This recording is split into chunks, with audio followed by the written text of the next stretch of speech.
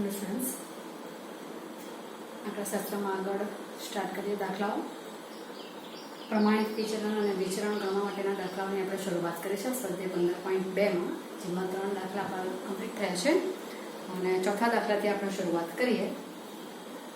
15.2નો ચોથો દાખલો.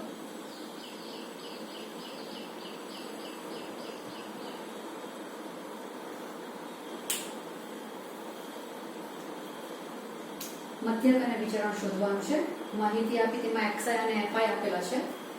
xi અને fi આપેલા એટલે માહિતી કેવી રીતે જરા વિચારવા માંડવાની, કારણ કે આપણી પાસે માહિતીના બે પ્રકાર છે, વર્ગીકૃત અને અવર્ગીકૃત. વર્ગીકૃતમાં વળી પાછા બે છે, અસતત આવૃત્તિ વિતરણ અને સતત આવૃત્તિ વિતરણ. અત્યારે આ કયા છે તે પ્રમાણે આપણે આગળ કામ કરીશું. 6, 10, 14, 18,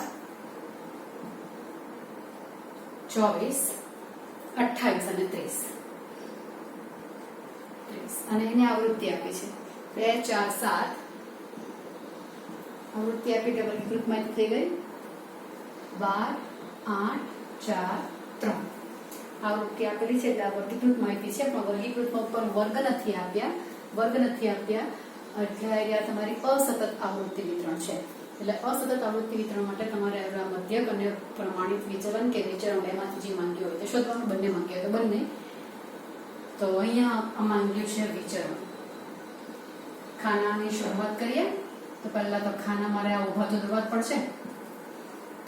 xi 6, 10, 14, 18, 24, 28, 30, 2, 4, 7, 12, 8, 4, 3 એમ કરી નાખીએ.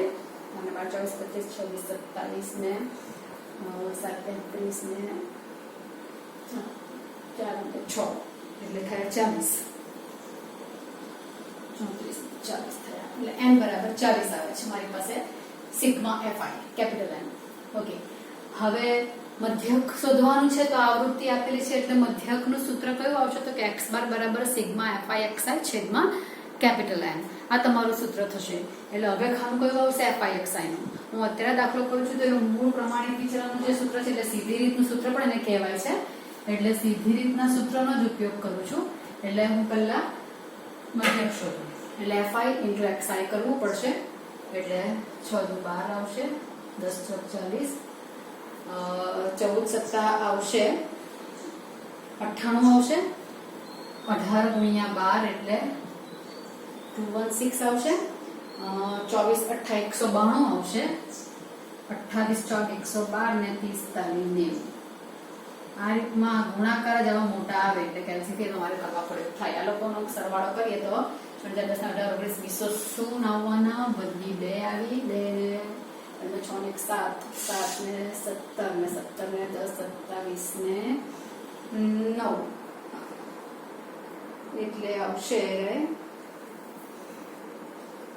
બધી 5, 3 ને 5, 6, 7, 760 આનો સરવાળો આવે છે. ચાલો તો હવે x બાર મને મળશે અહીંયા સિગ્મા fi xi છેદમાં n એટલે 760 છેદમાં 40 19. x બાર મારી પાસે આવ્યો, પૂર્ણાંક આવ્યો છે એટલે સારું પડે. પોઈન્ટ વાળો આવે તો xi - x બાર વાળી રીત આપણને જરાક લાંબી પડે, પોઈન્ટ પર આવતો આવી જાય એટલે. હવે પ્રમાણિત વિચલન કે વિચરણનું સૂત્ર શું છે તો કે સૂત્ર છે xi નું x બાર થી વિચલનના વર્ગોનો સરવાળો. એટલે મારે ખાનું કયું આવશે xi - x બાર. સૂત્ર પાછું લખી દઉં તો સિગ્મા fi xi - x બાર નો સ્ક્વેર છેદમાં n.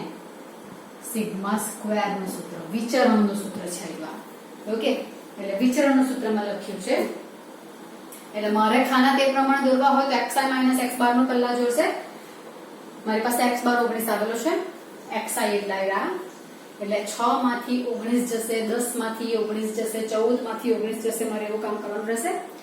ચાલો તો હવે 6 માંથી 19 જશે એટલે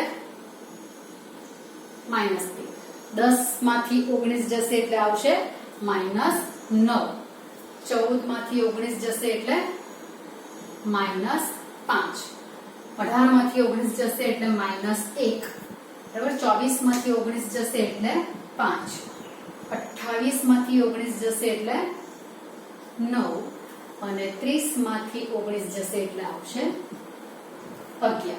આ xi - x બાર થોડા નાના થઈ ગયા છે એટલું સારું છે, કારણ કે આપણે xi - x બાર નો સ્ક્વેર પણ કરવાનો છે.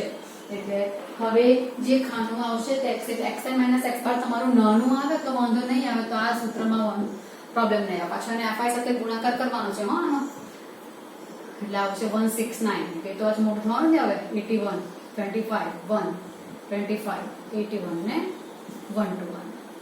અને હવે લાસ્ટ ખાનું આવશે તે fi xi - x બાર નો સ્ક્વેર. એટલે આપણે આ જે કર્યું છે તે અને fi એ બેનો ગુણાકાર. હવે ગુણાકાર તમારે અહીંયા મોટા આવશે. 169 * 2 આવશે એટલે 338, 81 ચોક 324, 25 સત્તા 175, 12 આવશે, 25 અઠ્ઠા 200 આવશે, આ પાછા 324 આવશે અને 121 તારીખ 363 આવશે. અને હવે નીચે એ લોકોનો સરવાળો, આ લોકોનો સરવાળો કરવાનો અને એ સરવાળો છે 1736. હવે મને સિગ્મા સ્ક્વેર પૂછેલું છે, તેનું સૂત્ર સિગ્મા fi xi - x બાર નો સ્ક્વેર છેદમાં 1736 ડિવાઇડેડ બાય 40. એટલે આનો આન્સર આવશે, ભાગાકાર કરીશું તો 43.4.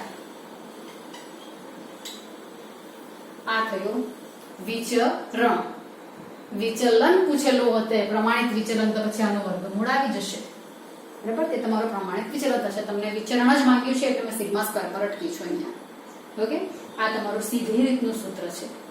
બીજું સૂત્ર પણ છે, સિગ્મા fi xi સ્ક્વેર છેદમાં n minus sigma fi xi છેદમાં n આખાનો વર્ગ. એ પણ તમારું સૂત્ર વિચરણનું છે.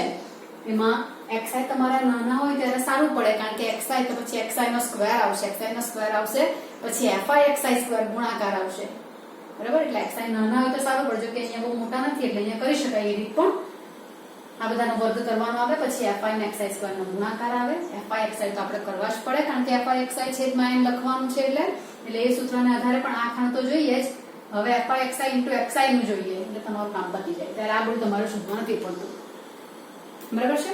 એટલે એ રીતથી પણ તમે દાખલો કરી શકો છો અને આ એની મૂળ રીત છે. આમાં પણ ટૂંકી રીત આવે છે જે તમારી ટેક્સ્ટ બુકમાં દાખલો નથી સૂત્ર નથી આપેલું એ, જો કે આપણે એમાં લખવામાં બહુ વાંધો નહીં આવશે. એમાં દાખલો પૂછેલો છે, જ્યારે આવશે ત્યારે હું તમને કહીશ, બરાબર. અત્યારે તમે નોટ ડાઉન કરો, પછી આપણે આગળ દાખલો કરીએ. 5નો દાખલો કરીશું.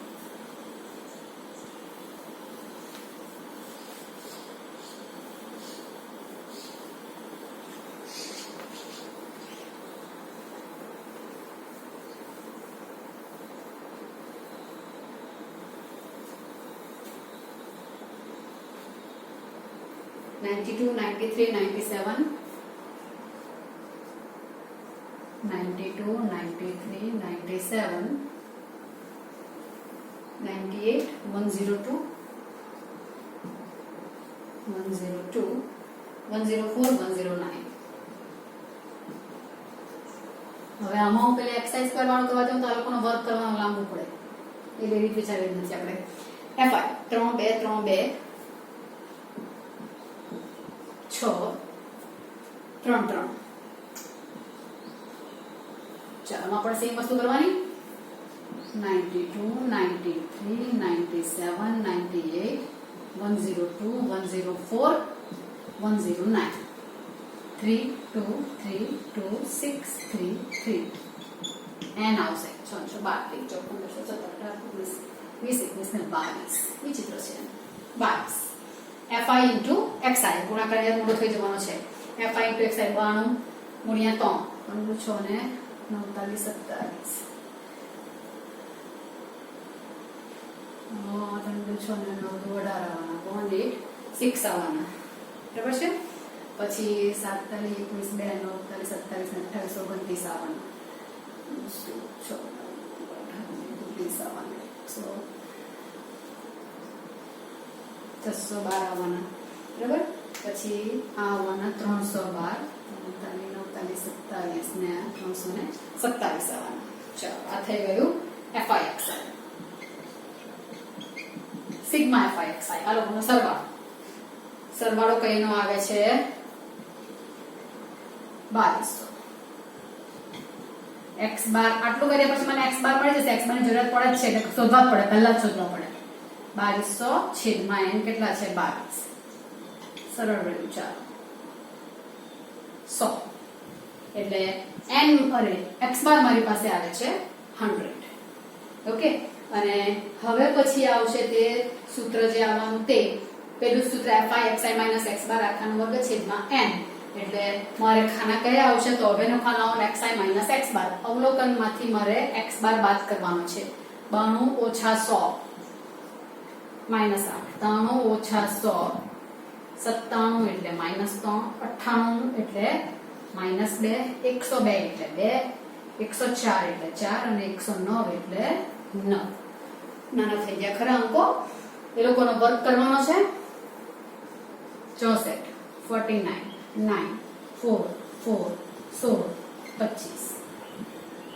હવે 64 નો ને 3 નો ગુણાકાર, 49 અને 2 નો ગુણાકાર, 64 તાલી આવશે 192, 49 2 તો આવડે 98, 9 તાલી 27, 4 તાલી 4 2 છે 8, 6 ચોક 24, 16 તાલી 48 ને 25 તાલી 75. FIXI x બાર નો સ્ક્વેર શું કહ્યું મેં 25 ને FIXI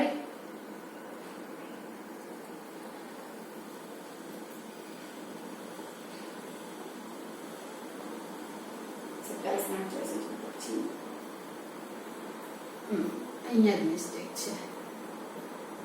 81 તાલી આવશે 243. ચાલો આટલું થયું. અને આ લોકોનો સરવાળો આવશે 640. અને હવે આવશે સિગ્મા સ્ક્વેર FIXI x બાર નો સ્ક્વેર છેદમાં n 640 છેદમાં 22. એટલે આવશે 320 છેદમાં 11 અને 320 છેદમાં 11 એટલે 29.09.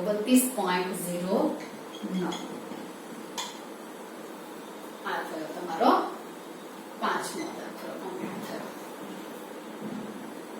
બરાબર 29.09. ચાલો થયો 5મો દાખલો કમ્પ્લીટ. બેઠો પેલા જેવો જ છે. બધા દાખલા એક જ સૂત્રથી બધા કર્યા કરો. કોઈ પ્રોબ્લેમ નથી આવતો હોતો જ્યાં સુધી લોકો સૂચન ન કર્યું હોય ત્યાં સુધી.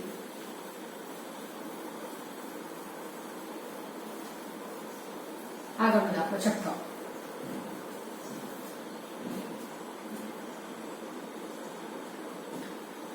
ક્વેશ્ચન જો આમાં તમને કીધું છે કે ટૂંકી રીતનો ઉપયોગ કરીને મધ્યક અને પ્રમાણિત વિચલન શોધો. અને ટૂંકી રીતનો ઉપયોગ કરવા કહેલો છે xi અને fi આપેલા છે તે લખીએ. તો xi આપ્યા છે 60, 61, 62, 63, 64 લાઈનમાં છે 68, 60, 61, 62, 63, 64, 65, 66, 67 અને 68 આટલા આપ્યા છે.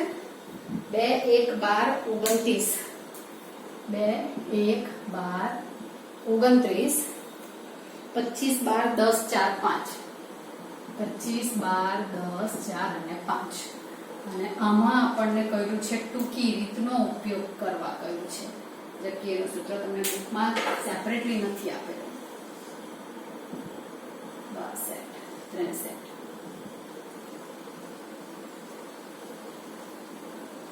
2 1 12 29, 25 12 10 4 5 અને n બરાબર આના આવતા છે તે 100. હવે આપણે સતત આવૃત્તિ વિતરણમાં સમાન વર્ગ લંબાઈ આપેલી હોય ત્યારે ટૂંકી રીતનું સૂત્ર લખેલું છે. તે શું લખેલું છે તો કે સિગ્માનું સૂત્ર લખેલું છે વર્ગમૂળમાં સિગ્મા FI yi² છેદમાં n માઇનસ સિગ્મા FI/yi છેદમાં n આખાનો વર્ગ ગુણ્યા h. આપણે n બાર કોમન રાખ લો એવું લખાવું છે ચોપડીમાં હોય તો અહીંયા n બાર 1/n કોમન છે તો અહીંયા n છે ને અહીંયા નથી h તો ખરા છે. આ લખેલું છે. આ ટૂંકી રીતનું સૂત્ર છે જ્યાં yi બરાબર શું છે તો કે xi - a છેદમાં h. એમાં તમને વર્ગ આપેલો હોય અને વર્ગની વર્ગ લંબાઈ સમાન હોય ત્યારે તમે યુઝ કરી શકો છો. અહીંયા એના વર્ગ નથી આપેલા તો પણ ટૂંકી રીતનું સૂત્ર ઉપયોગમાં લેવાનું છે એટલે વર્ગ લંબાઈ વાળો પ્રશ્ન અહીંયા નહીં આવતો કારણ કે વર્ગ નથી આપેલા એટલે અહીંયા h ન આવે. અને yi ની જગ્યા પર આ તમારી જૂની બુકમાં સૂત્ર છે જ અને આગળ પણ di વાળું સૂત્ર આવેલું છે. અહીંયા લખી દઉં FI/di² માઈનસ FI/di છેદમાં n અને એમાં h નથી આવતો એટલે આ નહીં આવશે અને di બરાબર xi - a. એ કોણ તો કે ધારેલો મધ્યક બાકીનું બધું સેમ સૂત્ર આવશે ટૂંકી રીતનું FI/di² માઈનસ સિગ્મા FI/di છેદમાં n આખાનો વર્ગ. બરાબર અને di કોણ છે તો કે xi - a. આમાં h નથી આવતો વર્ગ લંબાઈ આવતી નથી એટલે h નથી આવતો એટલે આટલો ડિફર તમારો આવે છે.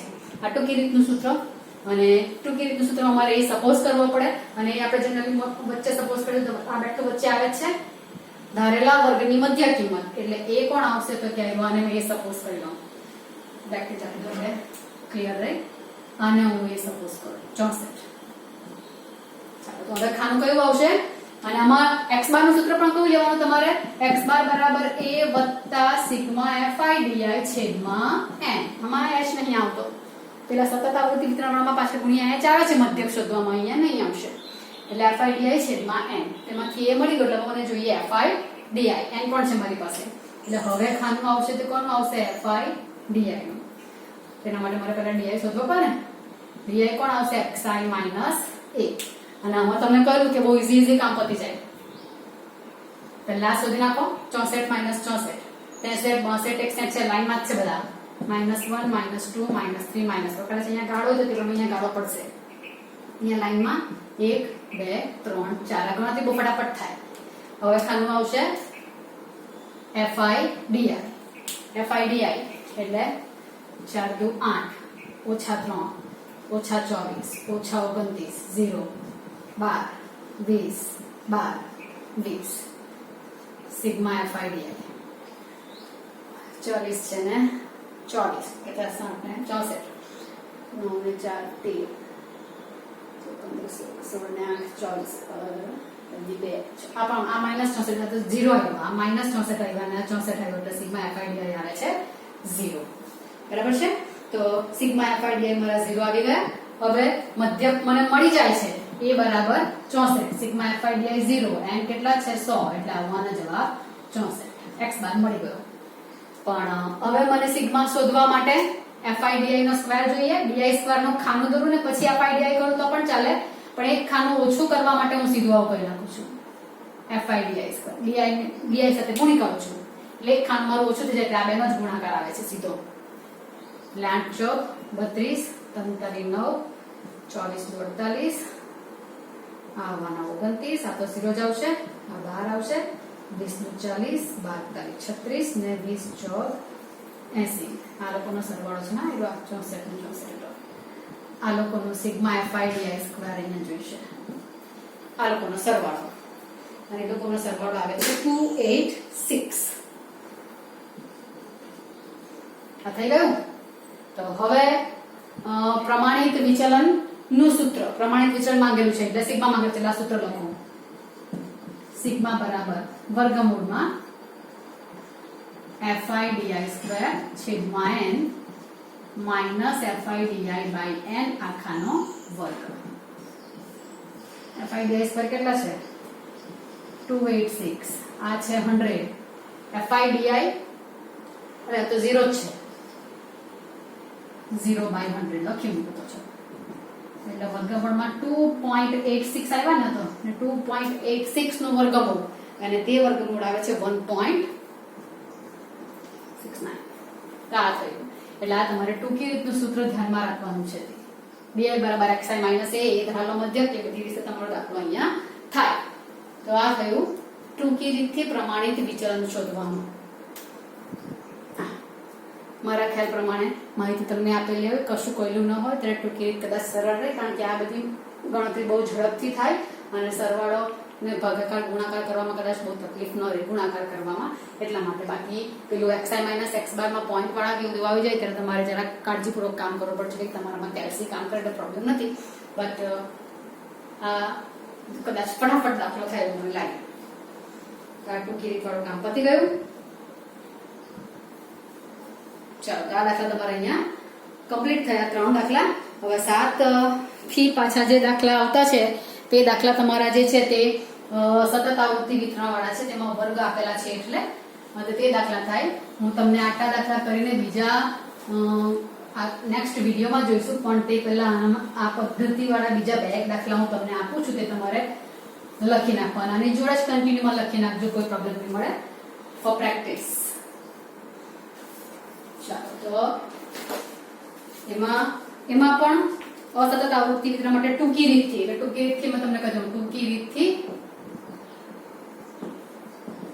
પ્રમાણિત વિચલન અને વધુ સુધી નાખો ને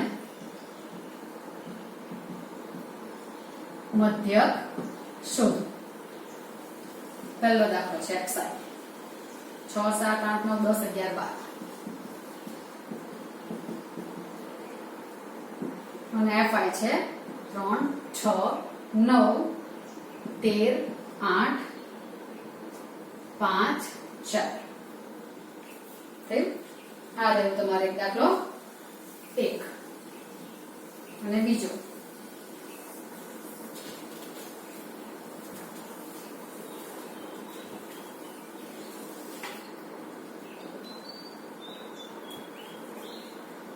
વસ્તુનું માપ એટલે તમને લખેલું આ રીતે છે, બીજું કોઈ નહીં.